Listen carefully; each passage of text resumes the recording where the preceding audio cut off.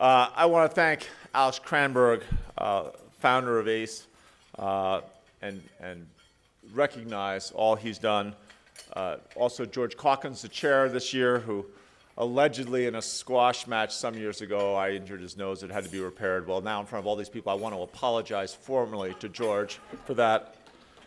And I also want to make sure, there he is, I want to make sure that he accepts it. There we go.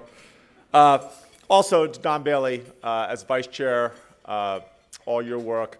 Governor Bill Owens, who has been such a friend and a mentor in so many ways and really has a crucial part of the continuum of governors in this state who have recognized that education matters in a very profound way. I know that both Chris Romer and Michael Hancock are here, one of whom will be the next mayor. I trust you're all paying attention to that. I think you've got two great choices in front of you, and we know that both of them are committed to education.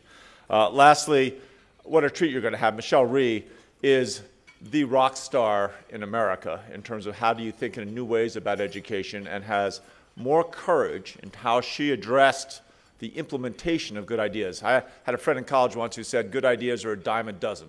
What matters is when you get them done.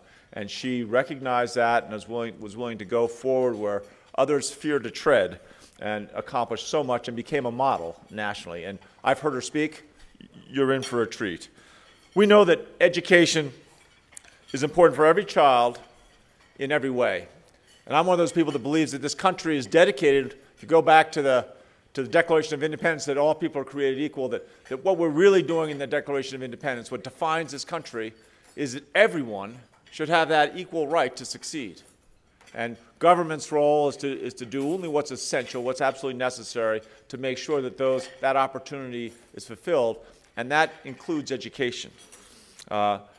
We recognize on every level, and I'm sure Michelle will go into this in some detail, the challenges we face in our education systems. The one during my campaign all over the state of Colorado, I kept asking in each school district, I tried to visit as many school districts as I could, but how many of your third graders at the end of third grade are reading and yet still get promoted on to fourth grade, right? And it's astounding. We're hovering, and the nation is no better than this, but we're hovering at about 70% can read. That means 30% of our kids can't read at the end of third grade, and when they can't read at the end of third grade, it is very hard for them ever to get back in step.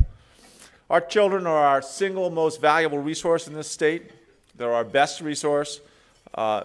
Investing in them keeps us competitive. I had a Fortune 500 CEO. I had dinner with him on Monday night, and they're looking at maybe moving a headquarters to Colorado, and his one issue was, I need more engineers. I need more technical people, and somehow you guys have to figure out, you as a community, he wasn't just looking at government, because this is not just about government. You as a community have to help us get the workforce we need. We will, he looked at me across the table, he said, we will bring as many jobs to Colorado as you can get us talented people to do the jobs.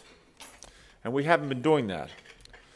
Yesterday, the Department of Education announced that Colorado is among 9 states to compete for funding in the third round of Race to the Top. And they're going to have $500 million in grant funding as well for early childhood education, which we in Denver certainly recognize. We passed our own sales tax initiative. I think we're still the only city in America that recognized that importance and implemented a revenue source to make sure that every 4-year-old gets a chance to have a high-quality early childhood education. These kinds of opportunities where Race to the Top or an implementation of statewide early childhood education are welcome opportunities to support Colorado's progressive and reform efforts in education.